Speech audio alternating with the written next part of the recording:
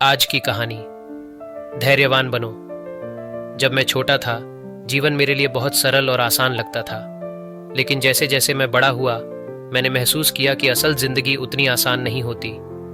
एक ऐसा ही अनुभव मेरे जीवन में आया जिसने मुझे सिखाया कि धैर्य सबसे बड़ी ताकत होती है। उस समय मेरी उम्र करीब 25 साल की थी। मैं एक छोटी कंपनी में नौकरी करता था और जीवन के हर मोड़ पर कुछ हासिल करने की जल्दी थी। मुझे लगता था कि अगर मैं मेहनत कर रहा हूं तो मुझे तुरंत सफलता मिलनी चाहिए। लेकिन जैसा कि होता है, जिंदगी हमारे हिसाब से नहीं चलती। मेरे काम को पहचान नहीं मिल रही थी और हर बार मुझे उम्मीद होती थी कि इस बार प्रमोशन मिलेगा, लेकिन ऐसा नहीं हो रहा था। एक दिन मेरे बॉस ने मुझे बुलाया और कहा, तुम अच्छा काम कर रहे हो, लेकिन तुम्हें और मेहनत करनी होगी। धैर्य रखो। उनकी यह बात सुनकर मैं बहुत निराश हुआ। मुझे लगा जैसे मेरे साथ अन्याय हो रहा है। मैंने सोचा, मैं इतनी मेहनत कर रहा हूं, फिर भी क्यों नहीं मुझे वो मिलता जो मैं चाहता हूं।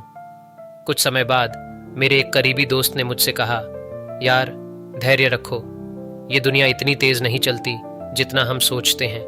हर चीज का सही समय होता है। उसकी बातों ने मुझे सोचने पर मजबूर कर दिया। धीरे धीरे मैंने महसूस किया कि जिंदगी में सब कुछ एक पल में नहीं मिल जाता।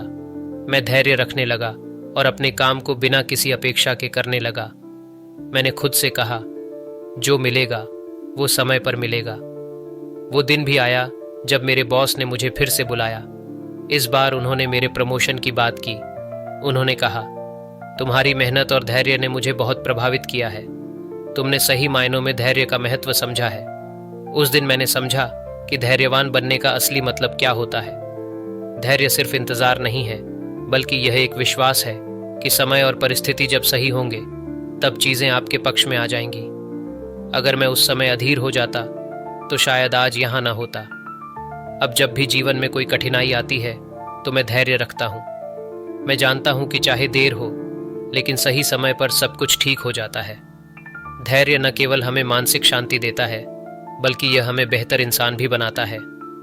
धैर्यवान बनो, क्योंकि यही असली सफलता की कुंजी है।